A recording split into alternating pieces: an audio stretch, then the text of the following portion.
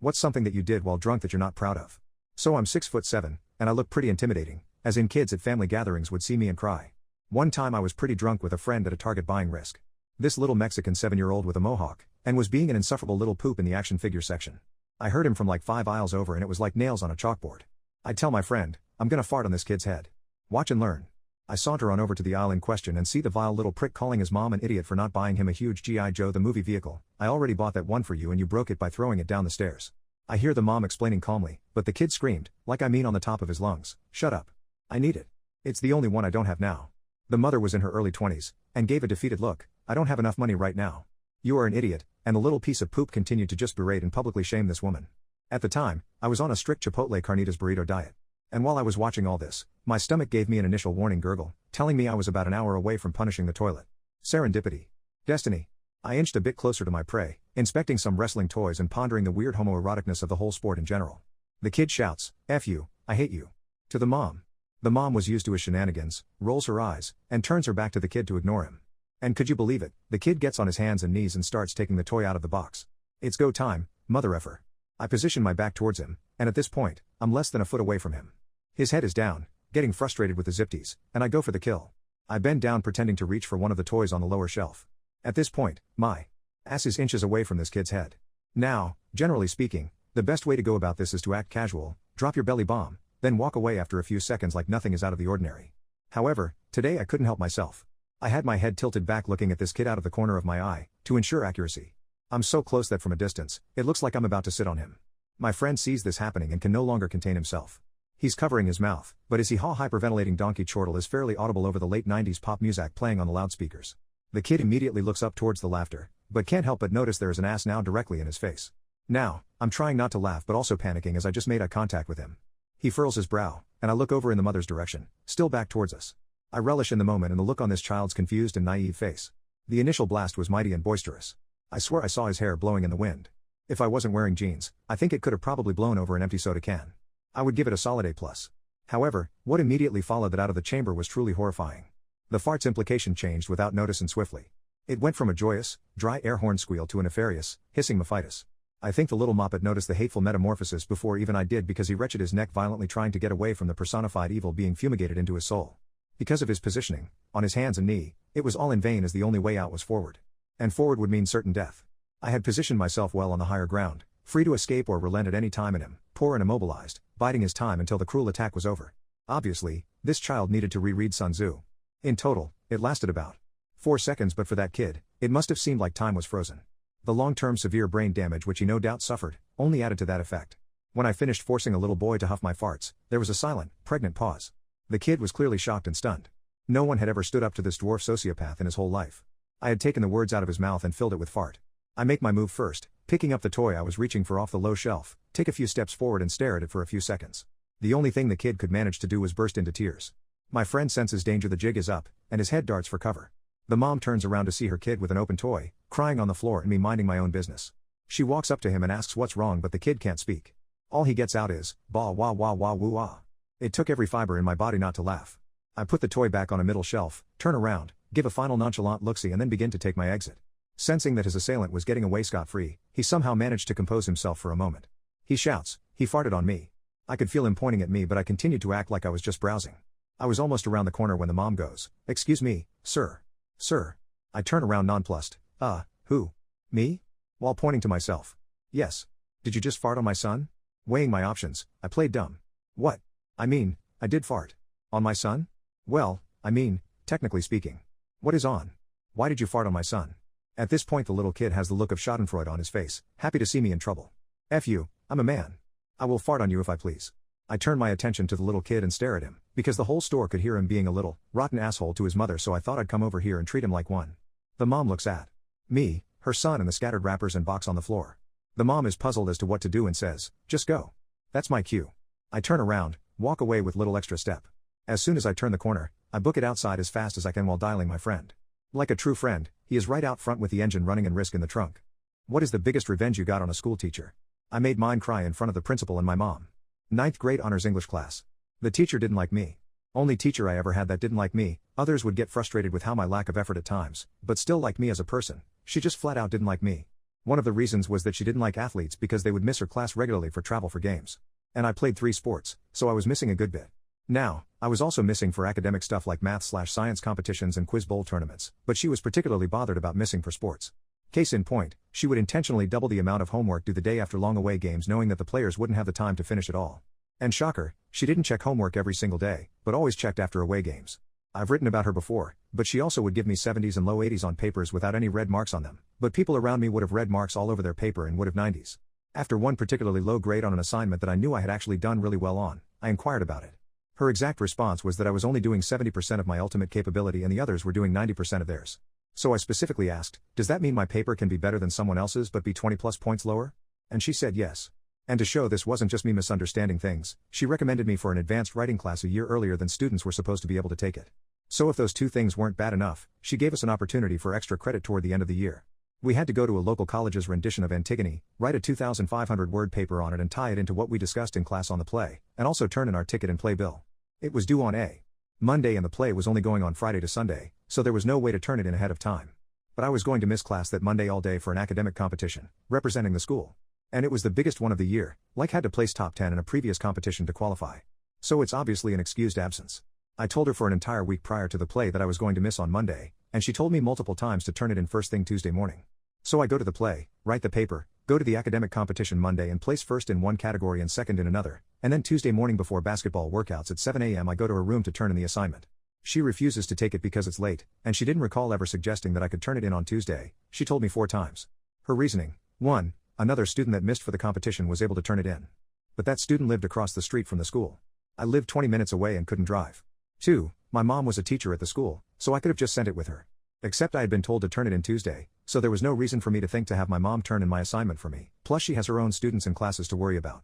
3. I could have done the work Monday evening, which wouldn't be fair to the other students. So I went into the metadata for the paper that showed the last time it had been saved was Saturday afternoon. She still refused to grant me any credit for it. So I was out the $25 for the ticket, the time that it took, plus it really inconvenienced my mom who had to pick me up Friday from practice, rush me home to shower and change, then rush me back downtown for the play, and then come pick me up again 2 hours later. So my mom was pretty pissed about it, too. This teacher also prided herself on the fact that nobody had ever made an A on her final exam. She thought she was the toughest teacher ever. Really, she just loaded students up with a bunch of busy work. So the last day of class she gave a few minutes at the end of class and asked, "What's your biggest wish?" to the class as a whole. I piped up, "I wish for an A on the exam," and she laughed and said, "Yay, and I wish for $1 million and not to have to deal with you anymore." So, all of that sets up the final exam. It's 100 questions and then a 5-point bonus question that asks those generic "what was your favorite part of the class? What did you learn?" etc. We got 2 hours to take the exam, and students that finished early had to wait until 1 hour was up so that there was just 1 point of people getting up and leaving rather than being distracting throughout. So I finished the 100 questions in about 20 minutes. So I spent the remaining part of the hour just blasting her in the bonus question. I said that I'm not sure I learned anything and pointed to her never making any comments on how to improve my writing. I said my favorite part of the class was it finally being over and not having to deal with her poop anymore, and brought up a number of other little things that happened on top of that mentioned above. And I said that she was by far the worst teacher I had ever had and that the school is worse off with her teaching the entire 9th grade. The bell rings for the hour and I'm the only person of the entire 110 students to leave at the hour mark. Now, on exam days the teacher doesn't proctor their own exam so that they are available to answer questions or if the classes are split among different rooms. So I have to wait for my mom to finish proctoring a different exam, so I'm just sitting out in Breezeway. The teacher finds me, holding my exam, with tears in her eyes and tells me to meet her in the principal's office. She then storms off, so I head over. As I'm waiting there I recount what happened to the soccer coach who was sitting there cause he made some comment about "surprised to see you sent in here." Eventually she comes back in with my mom, who she pulled out of proctoring an exam, and we all go in to see the principal. She's crying, screaming, literally choking every minute or so. After about 45 minutes of me spilling everything I'd gone through that year, all things I'd already vented to my mom about plenty of times, the principal finally looks at her and goes, "How much was the question worth?" She said 5 bonus points, and he says, "Then just don't give him the bonus points." So I made a 98 on the final instead of a 103. Missed 2 questions. Every other student got the bonus points and the next highest grade was an 81. Thinking she would get the last laugh, I noticed a few days before grades were due that one of my assignments from the second week of class all the way back in August had been dropped 10 points. My final grade ended up being a 94.4, which was a B at the time. But I couldn't prove that she had altered my grade. I just had them all in a spreadsheet to determine my grade ahead of time. Should have been a 95.2, but nothing that would prove anything. Since I could have just typed it wrong, I didn't. The summer after the school decided to change to a 10-point scale, and so 90 plus was an A, so my B became an A. She also had to have her homework assignments each week signed off by the department chair, and she had to start accepting assignments via email. 2 years later she was fired after other students started having real issues with her. Prior to me, the administration just thought it was a case of students complaining about the hard teacher. Still think she deserved every bit of it, but I certainly didn't think it would set in motion her getting fired. Though, again, she deserved it. She sucked. I stalked my girlfriend's location and saw she was at a random guy's apartment. My girlfriend, Amanda, 28F, and I have been together almost 2 years, living together for over 1 year. Over the past 2 years she has lied to me at least 3 times in the whole relationship. The first 2 times, she confessed weeks after lying to me what really happened. Both times, she lied because if she had told me what had really happened, she was worried that I would think she was cheating on me. Won't go into more details than that. Last night I caught her in the third lie. I'm out of town at my parents' place dealing with a parent who is in all likelihood dying. My Amanda has had a rough week and planned a big night out with some of her girlfriends, all of whom are single. She promised a wing woman for one in particular. They go to one bar, and then another new nightclub that recently opened in our town. We touch base a few times throughout the night. Everything seems fine. Now it's 2:20 a.m., parent has had a rough night, hence why I'm still up, and I call Amanda to distract myself. She and her friend are clearly pretty drunk, as they should be, and having a great time. It is noticeably quieter than a nightclub in the background and I ask where she is. There's an awkward pause and some hushed whispers in the background. She then tells me she's still at a bar just briefly using the bathroom, then in a weird tone says she has to go. I used to be bartender in this state and they have pretty hard and specific rules about being open after 2 a.m. My bullshit meter is pinging in the back of my head and I pull up Google Maps to see where she actually is. Turns out she and her friend went back to a random apartment with a bunch of guys, and other girls, to party more. I'm pretty hurt at this point. I have never lied to her once and have regularly asked her to tell me the truth in all scenarios, even when she thinks it'll make me mad/upset. I contemplated just waiting for the morning and immediately breaking up with her, but for some reason decided to call her out in the moment. I stalked my girlfriend location and saw she was at a random guy's apartment. My girlfriend, Amanda, before I met her was a big party girl. I knew she was going out for a party with her girlfriends tonight, so I was hesitant to let her. I had a very sick family member in the hospital, therefore I was up late, and decided to call my girlfriend. She seemed drunk, and she lied about where she was. So I decided to secretly check her location, and found out that she was at some random guy's apartment.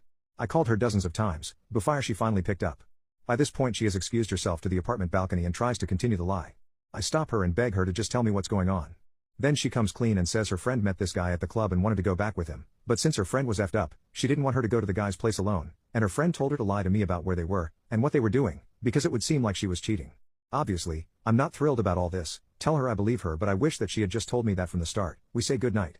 Needless to say, I didn't sleep all night. I then get a text at 5:50 a.m. stating that she's back home now and is upset that I was stalking her location when she was trying to look after her friend. She also called me a creep for having her location. Who does she think she is? If anything, I should be the one upset. I think I need to set some more strict rules for her, so that I can continue this relationship. I just found out my late father's secret: he could swim. Today marks the 2-year anniversary of my dad's passing. Currently, I'm staying with my grandparents, on my dad's side. To cut a long story short, after my dad's death, my mom began dating a man who, in my opinion, clearly favors my brother. Due to this, my mom's new boyfriend and I can't coexist in the same house. I love my mom, but I believe I'm mature enough for her to respect my decision to stay with my grandparents for the summer.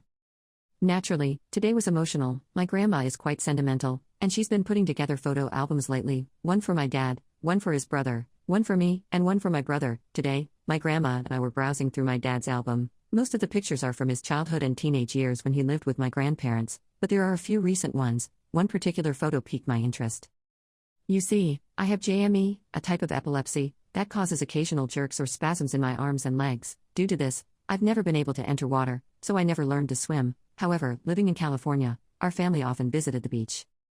The photo that caught my eye was of my dad in his 20s, taken a bit before I was born. He was treading water in the ocean, seemingly quite deep in. My grandmother mentioned that his brother snapped the picture when the two of them, along with their then girlfriends, went cliff diving. I said, "But Dad couldn't swim?" She looked confused and responded, "Of course he could. Did you really think he was the type not to know how to swim?" For as long as I can remember, during our regular family beach outings, my dad would tell me he couldn't swim because he was afraid of water. He'd ask if I could keep him company on the shore. This had been great for me, of course, as I didn't want to be alone while my mom and brother went swimming, and we would find other games and things to do while they were in the ocean. To be honest, it had always seemed silly to me that he was scared of water. He was a marathon runner and a generally athletic individual who grew up in California, so I couldn't understand why he never learned to swim. But now, it's clear to me, he could swim. He understood that I didn't want to feel like a burden due to my condition. He knew that if I believed he wanted to swim, I'd urge him to go without me. So, he told me he couldn't swim. He probably never expected me to find out what a nice thing he was doing for me, and yet he still did it every time, especially today. That sent me over the edge. Thank you, Dad.